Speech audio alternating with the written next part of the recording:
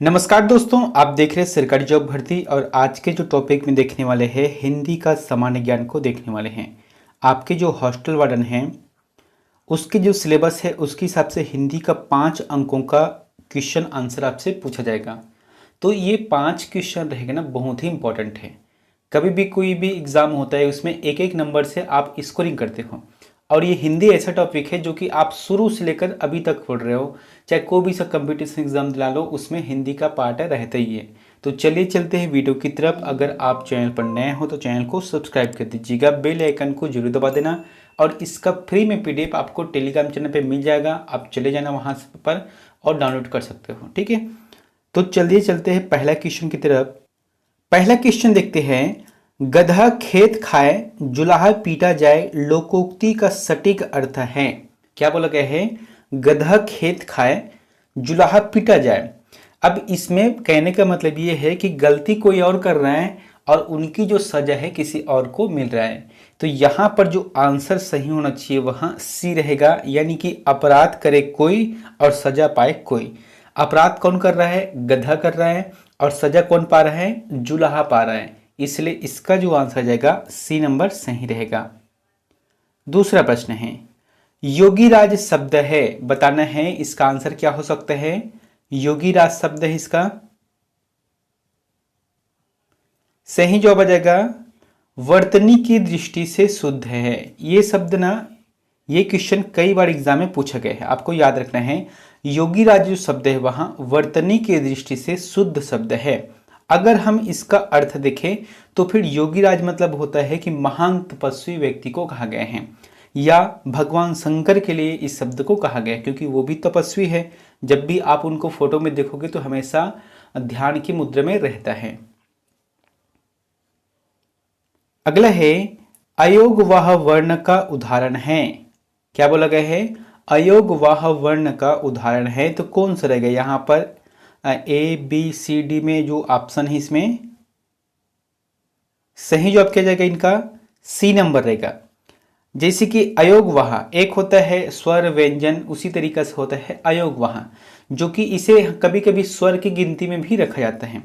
और ये हमेशा होता है अम और आहा को कहा गया है, ठीक है। अम और आहा को मैंने यहाँ पर लिखा भी है कि अम और आहा ये दो वर्ण अयोग वहा कहलाते हैं। चूंकि ये दोनों ध्वनियां ही ना तो स्वर है और ना ही व्यंजन है, इसका दोनों के साथ संयोग नहीं है, अतः इन्हें अयोग वह कहा जाता है। ठीक है, समझ गए ना आप यहाँ पर अम और आहा को। अगला है, निर्वासित में प्रत्यय है। क्या बोला गया है? निर्वासित में प्रत्यय है। तो यहाँ पर जो शब्द लिखे हैं, एक चीज देखना, उपसर्ग हमेशा आगे लगता है और प्रत्यय हमेशा नीचे लगता है, यानी कि पीछे लगता है। तो यहाँ पर निर्वासित, निर्वासिता, तो ये जो रहेगा इत जो शब्द है वहां क्या है? प्रत्यय है। इसका जो आंसर आ जाएगा डी नंबर सही रहेगा। अगर इसका अर्थ देखें तो देश से निकाला हुआ उसे कहा जाता है निर्वासित। अगर इसका हम संधि विच्छेद करें तो फिर क्या जाता है? निह धन वासित अर्थात निर्वासित होता है। पांचवा प्रश्न है, महान का विलोम शब्द कौन सा है? दोस्तों, अगर वीडियो आप लोगों को फास्ट लगता है तो आप वीडियो को पॉज करके पढ़ना और स्वयं से लगाने का प्रयास करना, क्योंकि देखो इसका जो एग्ज़ाम है लगभग 43 दिन शेष समय बचा हुआ है। इसलिए आप जो है स्वयं से प्रैक्टिस लगाने का प्रयास करें, स्वयं से टिक लगाने का प्रयास करें। पांचों जो प्रश्न है, महान का विलोम शब्द कौन सा है? जैसे कि शूद्र है, अनुचित है, अल्प है, नगण्य है। तो देखो उल्टा होता है विलोम शब्द, मतलब है ना। तो यहाँ पर महान है, इसका मतलब शूद्र, इसका आंसर सही रहेगा। अब कैसे सही रहेगा आप इसे देख सकते हो। इसे हम ओछा या तुच्छ भी कह सकते हैं। जैसे महान है, एक तरफ महान व्यक्ति है तो दूसरी तरफ ओछा व्यक्ति या तुच्छ व्यक्ति बोल सकते हैं। तो ये भी ऐसा शब्द हो सकता है। जैसे कि महान का अर्थ क्या होता है? श्रेष्ठता की ओर इंगित करता है। उसी तरीके से शूद्र, जिसे हम ओछा या तुच्छ भी कह सकते हैं, ये जो है हिंदी के वर्णमाला के अंतर्गत इसे दिया गया है, ठीक है। अगला है, निम्न में कौन सा आर्य भाषा समूह में नहीं माना जाता है? क्या बोला गया है? निम्न में से कौन सा आर्य भाषा समूह में नहीं माना जाता है? तो कौन सा नहीं माना जाता है? जैसे नेपाली है, संस्कृत है, लैटिन है या सिंधी है। तो लैटिन जो शब्द है यहाँ पर जो दिया गया है वहाँ आर्य भाषा समूह के अंतर्गत इसे नहीं माना जाता है। ठीक है, तो कौन कौन से शब्द है, जैसे कि एक है संस्कृत है, हिंदी है, पाली है, प्राकृतिक, उर्दू, कोंकणी, बंगला, कश्मीरी, सिंधी, पंजाबी, ओडिया, नेपाली, रोमानी, असमिया, गुजराती, मराठी इत्यादि। यानी कि हम कह सकते हैं पूरे देश का जो क्षेत्रीय जो भाषा भी है, जैसे कि लोकल भाषा है ना, प्रत्येक राज्य के लिए होता है, तो वो सभी इसी में आ गए हैं। अगला है व्युत्पत्ति की दृष्टि से शब्दों के भेद होते हैं। व्युत्पत्ति की दृष्टि से शब्दों के भेद होते हैं, तो क्या मतलब कितने भेद होते हैं? ये रहेगा 3 भेद होते हैं। ठीक है, जैसे कि मैंने यहाँ पर लिखा भी है कि शब्दों के भेद 5 प्रकार के होते हैं। कैसे कैसे? एक तो है अर्थ के आधार पर, तो अर्थ के आधार पर, दूसरा है व्युत्पत्ति के आधार पर, तीसरा है उत्पत्ति के आधार पर, चौथा है ध्वनि के आधार पर और पांचवा है रूप परिवर्तन के आधार पर। ये जो है शब्दों के 5 प्रकार के भेद होते हैं। ठीक है, लेकिन अगर प्रश्न यहाँ पर पूछा गया है व्युत्पत्ति के आधार पर, तो 3 प्रकार से होते हैं। एक है रूढ़ शब्द, एक है यौगिक शब्द और एक है योग रूढ़ शब्द। ठीक है, तो आपको याद रखना है इन दोनों प्रश्न को। अगला है निम्न में तत्सम शब्द है, तो निम्न में तत्सम शब्द है वहां कौन सा रहेगा? जैसे कि सत्तू है, हल्दी है, उबटन है, हरिद्रा है। तो देखो इसका मतलब क्या होता है, एक होता है तत्सम, एक होता है तद्भव। तो तत्सम मतलब होता है संस्कृत का ज्यों का त्यों शब्द, और तद्भव मतलब होता है संस्कृत का हिंदी रूपांतरित शब्द। अब यहाँ पर सत्तू, हल्दी और उपटन जो है तद्भव के उदाहरण हैं, और तत्सम शब्द का उदाहरण है वहाँ हरिद्रा है। हरिद्रा को हम हिंदी में हल्दी भी बोलते हैं।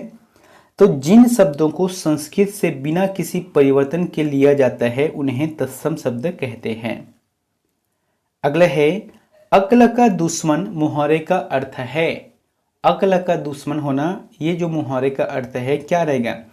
जैसे कि अक्ल है, एक तो होता क्या है दुश्मन होना, लेकिन अक्ल का दुश्मन होता है महामूर्ख। एक तो मूर्ख होता है, लेकिन महामूर्ख को क्या बोला गया है? अक्ल का दुश्मन होना कहा गया है। तो आंसर आ जाएगा पहला नंबर सही रहेगा। 10वां नंबर का प्रश्न है कि निम्न में से कौन सा संघर्षी व्यंजन है? संघर्षी, तो जैसे कि च, ल, श और क, इसमें से क्या हो सकते हैं? बताओ इसका आंसर। संघर्षी, देखो नाम से क्या पता चल रहा है? जिन व्यंजनों के उच्चारण में वायु संघर्ष से निकलता है। एक तो पहली बात ये जो चारों ऑप्शन है वहाँ व्यंजन हैं, और ऐसे व्यंजन शब्द जिसमें वायु संघर्ष से निकलता है, तो सा आंसर सही रहेगा, सी। ये जो स शब्द है वहाँ संघर्षी व्यंजन के उदाहरण हैं। और जैसे कि एक होता है स्पर्शी व्यंजन, तो च, छ, ज और झ, ये जो शब्द है वहाँ संघर्षी स्पर्श संघर्षी व्यंजन के अंतर्गत आता है। अगला है प्रत्युन्मति शब्द में कौन सा उपसर्ग है? तो प्रत्युन्मति जो शब्द है, उपसर्ग और प्रत्यय, उपसर्ग हमेशा आगे लगते हैं, तो आंसर देगा प्रति, है ना। प्रत्युन्मति में प्रति जो शब्द है वहां उपसर्ग शब्द है। इसका मतलब क्या होता है? प्रत्युन्मति का जो तुरंत ही कोई उपयुक्त बात कहे या काम सोच ले, या इसे ही हम कह सकते हैं ठीक समय पर काम देने वाली बुद्धि। जैसे कि हमको कोई किसी बात की जरूरत है या किसी सलाह की जरूरत है, तो जिस समय में सही ज्ञान दे या सही बुद्धि काम करे, उसे ही कहा गया है प्रत्युन्मति कहा गया है। ठीक है, 12वां प्रश्न है निम्न में से कौन सा शब्द देशज है? अब देशज मतलब क्या होता है कि अपनी जो लोकल भाषा है उससे उत्पत्ति जो होता है जो शब्द, उसे देशज कहा गया है। अब जैसे कि निम्न में से कौन सा देशज शब्द है? अग्नि है, खेल है, लोटा है, प्रार्थना है। तो सिंपल सी बात है, वहाँ लोटा जो शब्द रहेगा वहाँ देशज है। जैसे कि अग्नि है ये तत्सम शब्द है ना, और खेल है वहाँ तद्भव शब्द है, प्रार्थना है ये तत्सम शब्द हैं, तो ये सभी इसी में आ जाएगा। लेकिन लोटा जो शब्द है वहाँ देशज शब्द के अंतर्गत आता है। अगला है सूर्योदय में प्रयुक्त संधि का नाम है। तो सूर्योदय का संधि विच्छेद हम करेंगे तो क्या आता है? सूर्य धन उदय, यानी कि सूर्योदय। तो इसमें क्या रहे? एक तो सूर्य उ आ गया, उसके बाद जो है यहाँ पर क्या आ गया? आ गया, और ऊ आ रहा है, तो जब ऊ के साथ जब आ के साथ ऊ का संयोग होता है तो यह ओ हो जाता है, जिसे हम गुण संधि के अंतर्गत रखते हैं। ठीक है, आपको याद रखना है, संधि अच्छे से पढ़ना है। मैंने जैसे कि हिंदी का प्लेलिस्ट है, आप जाके देखना, उसमें मैंने पहले से इसे बनाकर रख दिया है। अगला है, निम्न क्रियाओं में से कौन सी क्रिया अनुकरणात्मक नहीं है। अनुकरणात्मक मतलब क्या होता है कि ऐसी क्रिया जिसे हम अनुकरण कर सकते हैं या अनुकरण करने लायक होता है। जैसे कि क्या होते हैं, मिमियाना, ये कौन मिमियाते हैं, जानवर है ना, तो उसको भी अनुकरण करते हैं। हिनहिनाना यानी कि घोड़े हिनहिनाते हैं, उनको भी अनुकरण किया जाता है। फरफराना, इसको भी अनुकरण किया जाता है। लेकिन झूठलाना, ये जो शब्द है वहाँ अनुकरण योग्य नहीं है, क्योंकि किसी को हम झूठ बोले फिर उसको अनुकरण करे कोई, तो ये जो है उचित नहीं है। तो फिलहाल जो इसका आंसर रहेगा वहाँ ए नंबर सही रहेगा, जो कि अनुकरणात्मक नहीं है। अगला है, जलज शब्द है। अब बताओ जलज, एक तो जलज मतलब क्या होता है, जल से उत्पन्न होने वाला, है ना। जलज मतलब जल से उत्पन्न होने वाला, यानी कि कमल। तो ये जो शब्द है योग रूढ़ के अंतर्गत आता है। क्यों योग रूढ़ के अंतर्गत आता है, क्योंकि दो से अधिक शब्दों के मेल से बनने वाले शब्द को साधारण अर्थ को छोड़कर किसी विशेष अर्थ को बताते हैं। जैसे कि जलज, तो जलधन जा, ये सिंपल से शब्द है लेकिन विशेष अर्थ को बता रहा है कि जल से उत्पन्न होने वाला, यानी कि कमल। इसका आंसर रहेगा बी रहेगा। बहुत से उत्पन्न होते हैं लेकिन यहां पर कमल को कहा गया है। अगला है, निम्न में पंचमाक्षर है। पंचमाक्षर मतलब क्या होता है, नाम से स्पष्ट है, 5वें नंबर का अक्षर। तो आपको कैसे पता चलेगा कि ये पंचमाक्षर हैं, तो आपने एक वर्ग पढ़ा होगा, जैसे कि हिंदी में क वर्ग है, च वर्ग है, ट वर्ग है, जैसे क ख ग घ च छ ज झ इया ट ठ ड ढ न, इस प्रकार से। तो इसमें जो सबसे अंतिम जो शब्द रहते हैं उसे पंचमाक्षर कहते हैं। जैसे कि क वर्ग के देखा जाए तो फिर का मतलब इसमें क्या आता है, क ख ग घ और अंगा, है ना। तो अंगा जो शब्द रहेगा वो क्या है, जो है पंचमाक्षर कहा जाता है। अब यहाँ पर क्या पूछा गया है, न, मतलब इसका जो आंसर क्या जाएगा, न रहेगा, क्योंकि क ख ग घ अंगा ट ठ ड ढ न जो शब्द है वहाँ पंचमाक्षर है। ठीक है। अगला है, निम्न में सर्वनाम का उदाहरण है। तो सर्वनाम का उदाहरण कौन सा है, जैसे जेठ, प्रिय, आप, देवी, तो ये रहेगा आप जो शब्द है वहां सर्वनाम का उदाहरण है। जैसे कि संज्ञा के स्थान पर प्रयुक्त शब्द सर्वनाम कहते हैं। जैसे कि मैंने पूछा किसी से कि राम तुम कहाँ गए थे, राम क्या है, संज्ञा है। अब संज्ञा के बदले किसी भी शब्द का प्रयोग करते हैं, प्रत्युन्म जो शब्द होते हैं प्रयुक्त करते हैं, वो सर्वनाम है।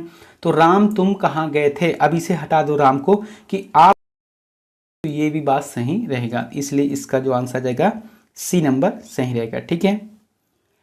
अगला है, निम्न में द्वंद्व समास का उदाहरण है।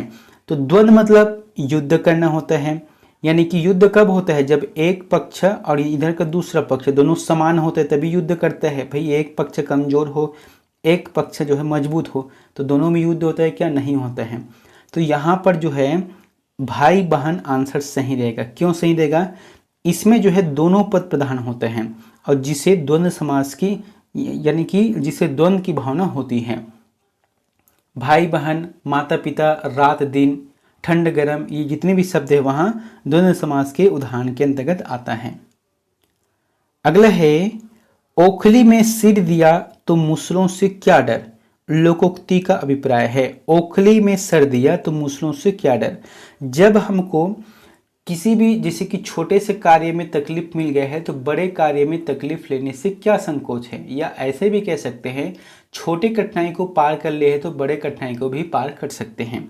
तो इसका जो आंसर आ जाएगा, कठिन कार्य करने पर कठिनाई से नहीं डरना है। तो ये भी बात सही रहेगा।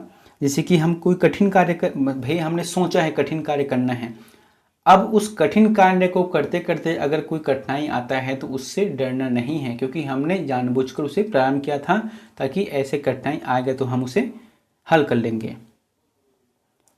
अगला है, असत्य कथन को चिन्हित कीजिए। तो असत्य कथन को चिन्हित करना है। जैसे कि पहला ऑप्शन क्या है, व्यंजन का उच्चारण स्वर की सहायता से किया जाता है, तो बिल्कुल सही बात है। स्वर का उच्चारण तो स्वर अपने आप में कर लेता है, लेकिन व्यंजन जो है स्वर की सहायता से ही किया जाता है, तो ये बात जो है सत्य है।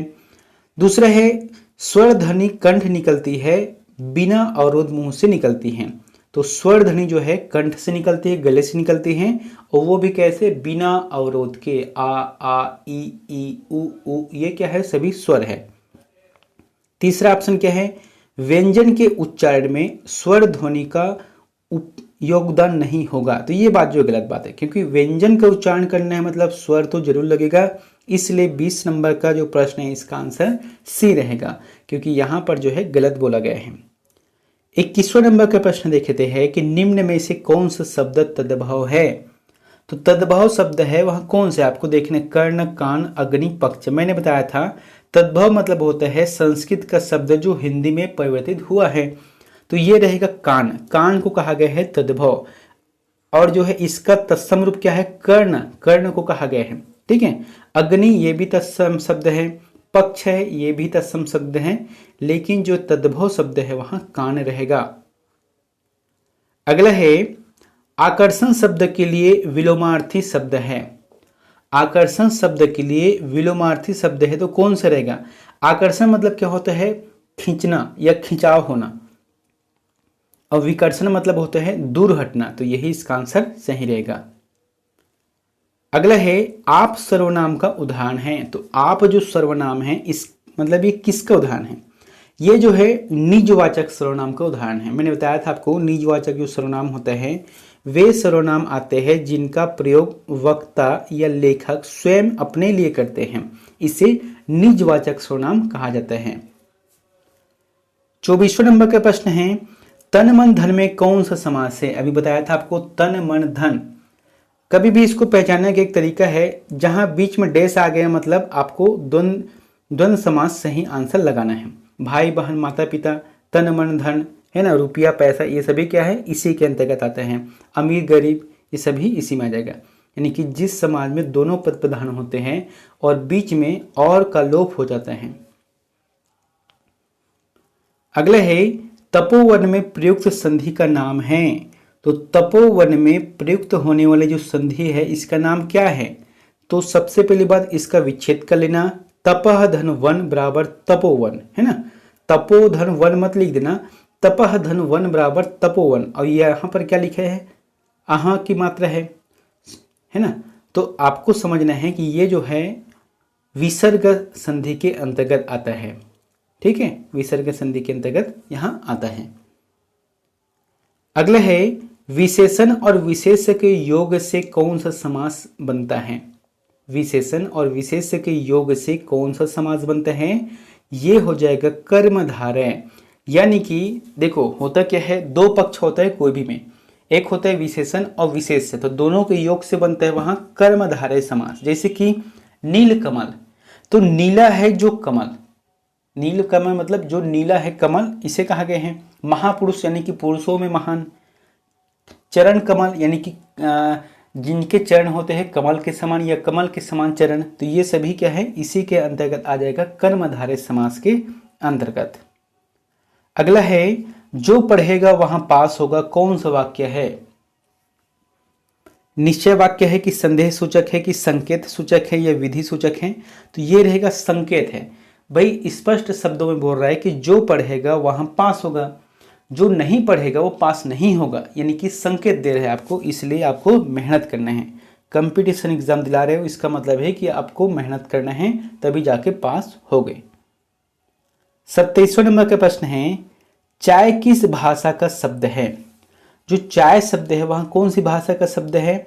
एक तो इसका जो आंसर आ जाएगा विदेशी शब्द रहेगा, ठीक है, लेकिन विदेशी में कौन सा रहेगा, चीनी, क्योंकि चीन के लोग जो है सबसे पहले चाय का उपयोग किया था।